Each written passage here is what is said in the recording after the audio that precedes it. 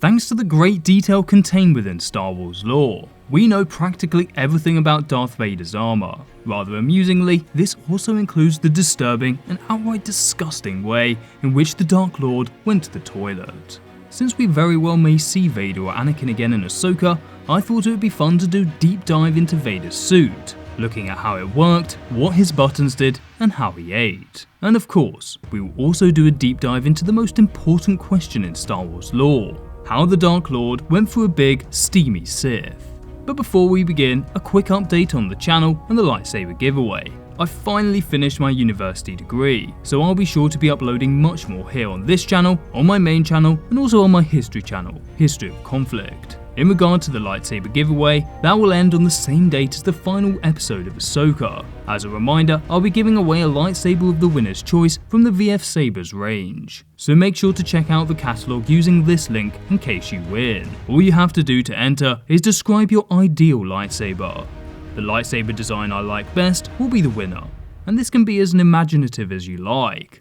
The last winner described a golden trident lightsaber with 3 black blades. So really let your creativity run wild. Best of luck everyone, and may the Force be with you. Anyway, back to the video. As you no doubt already know, as a result of the wounds received on Mustafar during his duel with Obi-wan Kenobi, Vader effectively became completely reliant on the self-contained life support system that is Darth Vader's suit. Vader's artificial limbs and the complete set of functions of his armor were energized by a multitude of rechargeable power cells distributed within the suit, enabling Vader to journey for extensive periods without the need to rejuvenate his armor. Moreover, a number of enhancements were embedded into 4 of his vital internal organs. Specifically, a heart implant replaced his biological heart and blood vessels by pumping blood, a vascular implant managed the circulation of the blood, and a breathing implant spread oxygen throughout the remaining living tissues. All these enhancements were linked through a robust central conduit to the torso's computer, with an extra collection of wires linking the lungs and the windpipe. In conjunction, these pulmonary, respiratory, and other life support systems kept Vader alive, albeit only just. In many novels and comics, the Sith Lord makes it pretty clear that his armor is poorly made, with this likely being intentional. The ill-fitting armor plates painfully snagged on his torn flesh as he moved. In addition, the synthetic flesh used to replace his old skin itched constantly. It also had painful needles that were inserted into his head to communicate with his mind, as well as a monitoring panel on his chest that frequently beeped for no reason. As a result, the Dark Lord was unable to unwind or get more rest than an occasional patch of sleep. The suit's weight was another factor that aggravated Vader. Due to its cumbersome nature, Vader's spine, one of the few parts of his body that escaped injury after the battle with Obi-Wan, actually needed to be substantially replaced over time because it was unable to hold the weight of the massive suit that was fitted to him. The equipment was also noticeably unreliable, with parts frequently breaking down in various parts of his life support system. This was because the suit was made using outdated technology, with even General Grievous's decades-old suit being far superior to Darth Vader's in many ways, particularly when it came to freedom of movement. You might be wondering at this point why the Empire did not have a more appropriate suit created for Vader, one that would be more comfortable, less prone to damage, and more powerful. Although an upgraded suit had been designed, without the Emperor's assistance to keep him alive throughout the transfer of his body, the surgery probably would have ended in Vader's demise. Even with Palpatine's help, it still would have been a very precarious procedure. And of course, Palpatine had no real desire to increase Vader's power with a new suit, as he was well aware that this could lead to his own demise. However, it must be noted that it wasn't the suit itself that kept Vader in check, or at the very least, it wasn't the primary reason. Palpatine believed that Vader's inability to access his full power was entirely due to his mental state rather than his injuries. Placing him in an uncomfortable and vulnerable suit kept Vader in a state of anger and depression. Although anger made him more powerful, it also stopped him from thinking with a clear mind, preventing any long-term planning or independent thought which may have had him questioning the Emperor. The suit also reminded him of that fateful day where he believed he killed Padme, further cementing his depression, doubt, and therefore subservience to the Emperor. Of course, the suit's terrible mechanics also had some effects in pacifying Vader. As well as its outdated systems, many of Darth Vader's key systems were exceedingly vulnerable to electric shocks, with the Emperor himself reminding Vader of this fact on occasion, making sure Vader understood that he could use Force Lightning at any time to permanently destroy Vader's life support system. Of course, this didn't stop Vader from tinkering, and he added electrical insulators to the weak spots in his suit to help alleviate this issue. However, the suit wasn't all bad. Vader's eyes were protected and enhanced by dark hemispherical goggles, a necessity due to the injuries that permanently damaged his retinas. These goggles had the ability to shift the light to the red end of the spectrum, and also contained numerous displays and data that augmented his connection to the Force. His outer ear's cartilage was rebuilt by medical droids, but the eardrums had melted beyond repair on Mustafar. This necessitated the transmission of sound waves directly into implants in his inner ear, providing him protection against sonic attacks. Now we've explored the mechanics of the suit, we will now move on to the control panel. The 3 slots on the side were essentially used as data ports to run diagnostics on Vader's vital functions. One slot was used to garner neural systems data, another for respiratory systems data, and the final slot was used for pulmonary systems data.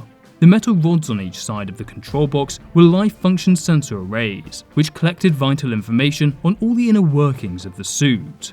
The big blue, or sometimes green button, activated the auto-control functions, while the large red button on Darth Vader's chest was a manual override switch that enabled Vader to exert himself more than his suit would normally permit.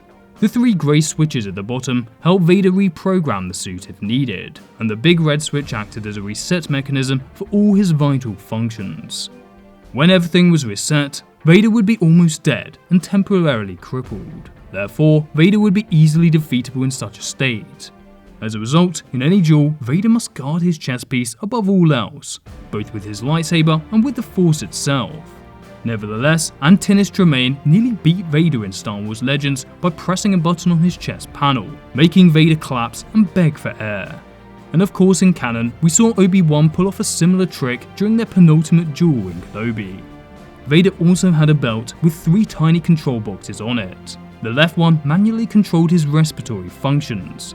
The 6 grey knobs allowed Vader to adjust his breathing, while the green switches allowed for him to toggle between auto and manual mode, as well as reset his respiratory system if needed.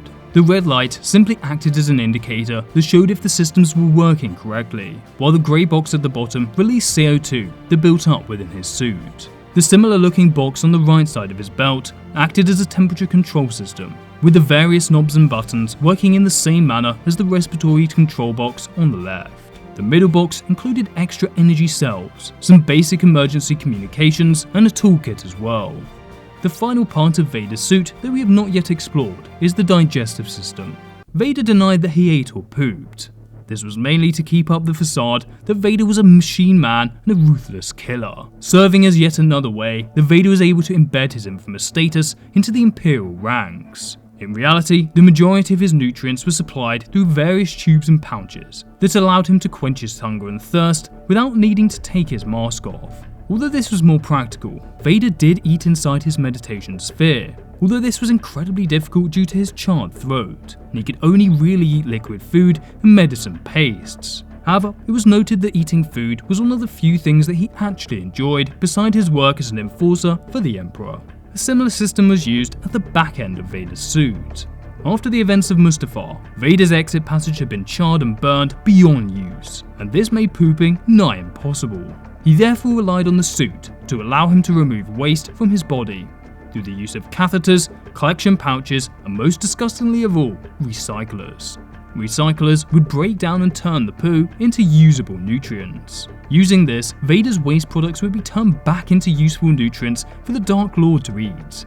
This process would repeat itself again and again until there was almost no nutritional benefit. The waste that was of absolutely no nutritional value was then moved into the collection pouches, which would then be removed and replaced with fresh new ones. While not a perfect system, this could allow the Dark Lord to go much longer than a regular human before needing to eat food.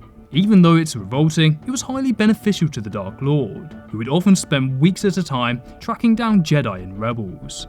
I also can't help thinking that this was just another way for Palpatine to punish Vader. Not only was he in a world of pain because of his suit, he was even denied the age-old pleasure of going to the loo. Instead, he was forced to continuously eat the recycled poop produced by his own body, showing that Palpatine truly is an evil genius. Anyway, I hope you enjoyed that video. There'll be plenty more videos coming out over the Ahsoka period, so make sure to subscribe if you haven't already. Thanks for watching guys, and as always, may the Force be with you.